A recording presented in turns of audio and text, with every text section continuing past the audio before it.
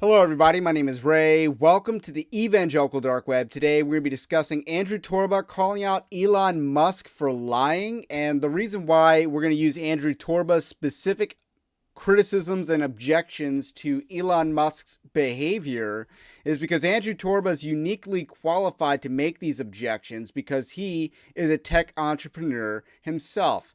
And he has founded Gab Inc. He's the CEO of Gab, the alternative social media platform that really caters to a Christian audience. It's a very good platform. I like the platform quite a bit. Very much a free speech platform, a true free speech platform. And I use Gab pretty much every day. And I encourage you to get on Gab and follow me on Gab as well. That's linked in the description below. But Gab is an alternative to Twitter, Facebook. It's really its own thing as far as social media goes, but they also have a marketplace. They also have video hosting and stuff like that. It's a little bit closer to Vimeo, but hopefully it's getting a lot better with that. And one thing I really like about Andrew Torba is he's trying to get in on artificial intelligence. He's already got Gab Pics, and you can make pictures using Gab. You can also make videos using Gab. I haven't seen a whole lot of updates on that recently. I think you have to pay to do that. And then they're going to come out with a based version of ChatGPT, hopefully sometime in the near future. I'm looking forward to that.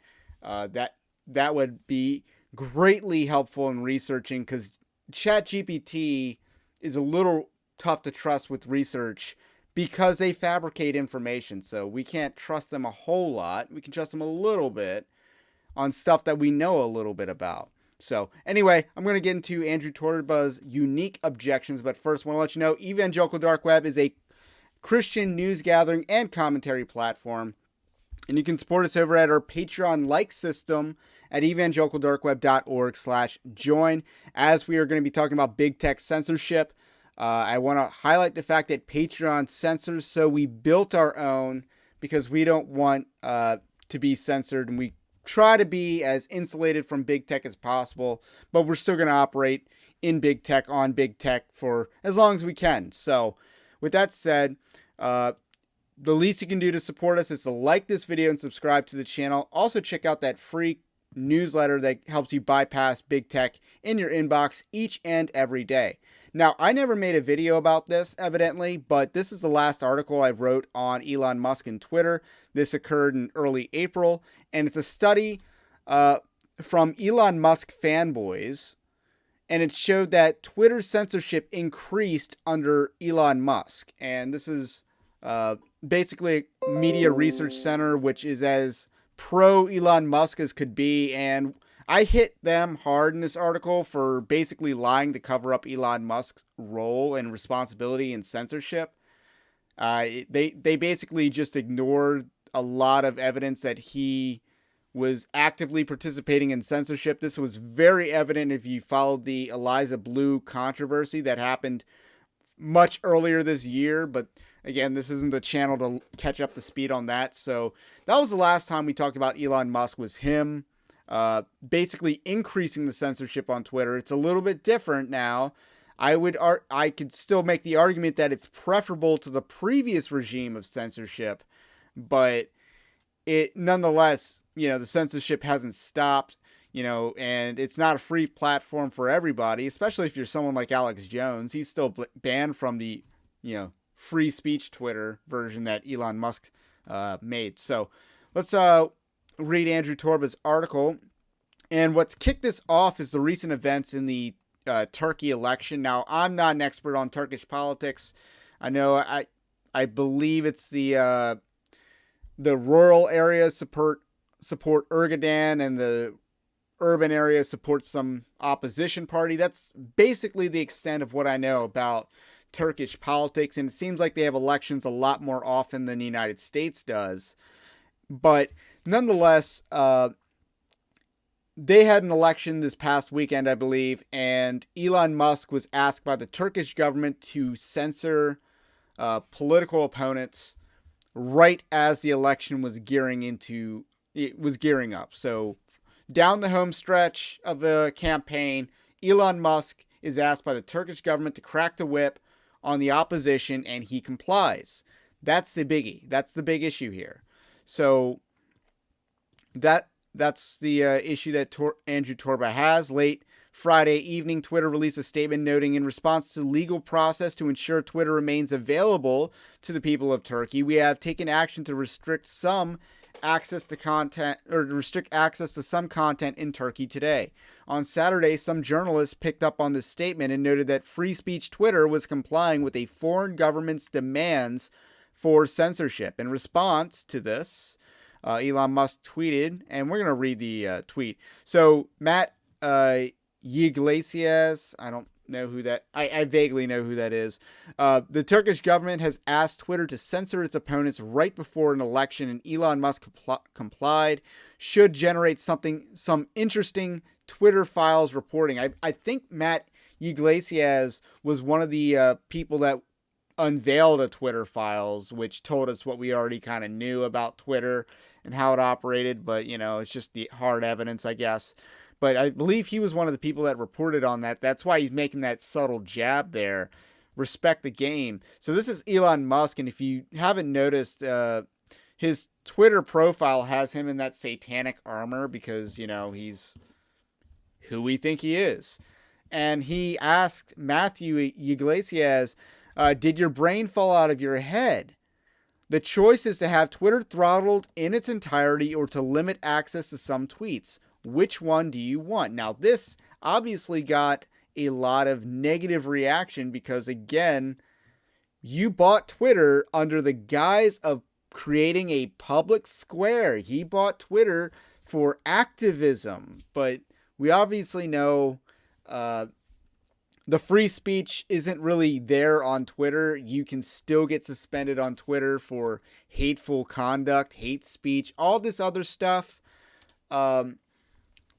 So it's not really a free speech platform. There are some good things, but the code's pretty whack on Twitter compared to how it used to be. But, it is what it is. So Andrew Torba begins by saying the statement is wrong for two reasons. First of all, even if everyone was complying with foreign government demands for political censorship, it would not make it the correct decision. So that's the moral argument. Andrew Torba is not surrendering the moral high ground on this case. And again, he's a big tech CEO himself. Now, again, he hasn't benefited from the corporate welfare that Elon Musk has benefited from. And he didn't build OpenAI, which is the parent company of ChatGPT, which Elon Musk, has some beef with, even though he was the CEO of that company, the first public face of that company. He could have made an AI that was honest, but he was part of an AI that wasn't honest. So in continuing with calling out the lies, secondly, not all internet companies are doing this. I would know, dealing with demands from foreign governments to censor political speech on an American-owned, American-run social media platform is something Gab.com deals with on a week-to-week basis. For example, last year, the UK government demanded that Gab ban a user and censor offensive content. Upon reviews, we found no violation of our TOS and no U.S. laws were being broken. Accordingly, a response to the UK government was to get lost. Prior to that, the German government demanded that we comply with their censorship guidelines for users in Germany, which we declined. We now have a $30,000 fine, which we will not pay, and now I likely can never safely make a trip into Germany until they change their draconian speech laws. Speaking of Germany, I believe it was Hitler who banned homeschooling in Germany, and, they never overturned that policy, or they've ramped up their adversity to, or animosity towards homeschooling in Germany in recent years. I think there's a connection there. These are two of countless examples of foreign governments demanding that Gab engage in political censorship. Each time, our answer remains the same. If the content is legal in the United States, it's legal on Gab and it's not being removed. There is absolutely nothing that foreign governments can do to force an American company to comply with foreign speech laws. Twitter's decisions sets a dangerous precedent that other countries may use to demand similar censorship, undermining the principle of open dialogue and discourse. In contrast, platforms like Gab have demonstrated a commitment to upholding free speech, even in the face of government pressure. The ramifications of Twitter's compliance with those demands highlight the importance of resisting censorship demands to protect the fundamental right to free speech. So he's talked about the global censorship precedent that's being set by Elon Musk. By acceding to the Turkish government's request to censor political content, Twitter and Elon Musk have opened the door for other nations to demand similar actions. So that's specifically with regards to Twitter, but it also does apply to other platforms. So if Turkey can get Twitter to censor content, why can't Angola, or why can't Egypt? Why can't Greece? So this creates a concerning precedent that the weakened platforms' commitment to free speech. Other governments can now point to this compliance and exert pressure on Twitter to censor content that challenges their own political agendas, effectively stifling dissent and suppressing valuable discourse. So, yeah. False justifications. Twitter's excuse that every internet platform does this is not only disingenuous but wrong. When it comes to protecting freedom of expression, rather than using this argument as justification for compliance, Twitter should have taken a principled stand in defense of free speech. It's worth noting it's also a lie because not only has Gab done it, but also even Rumble, I believe Rumble told the French government the same thing. We're going to skip to the next section, that objection or criticism, that says the power of resisting censorship. Had Twitter refused to comply with the Turkish government's censorship request, even at the risk of being banned from the country, it would have sent a powerful message about its commitment to upholding free speech. This principled stance would have demonstrated that the world that Twitter does not bow down to the demands of foreign governments seeking political censorship. Basically, and then he goes on to say that Twitter's expressly said the opposite by championing crackdowns and for the pragmatic decision of staying fully active in the nation of Turkey. So it's moral cowardice. That's basically what Elon Musk is doing here. The example of Gab, and this is Torba's closing remarks. In contrast to Twitter, platforms like Gab have shown that taking a firm stance against government censorship is a winning strategy for preserving free speech. Gab has consistently refused to comply with demands from governments such as UK and Germany to censor political content by prioritizing the fundamental right to free expression. Gab has garnered respect and support from individuals who value open discourse, and it has become a symbol of resistance against censorship. Twitter and Elon Musk's compliance with the Turkish government's censorship request sets a dangerous precedent for the future of free speech on the platform. By acquiescing to these demands, they have undermined the principles of open dialogue and free speech, values that the platform claims to uphold. Twitter should have taken a principled stand, even if it meant facing a ban from the country. Platforms like Gab.com have shown that refusing to comply with censorship requests is not only possible, but also crucial for maintaining the integrity of free speech. It is imperative that social media platforms recommit the principles of open dialogue and resist the pressures of censorship to ensure that the freedom of speech remains protected in the digital realm, which is exactly what Gab plans to continue doing.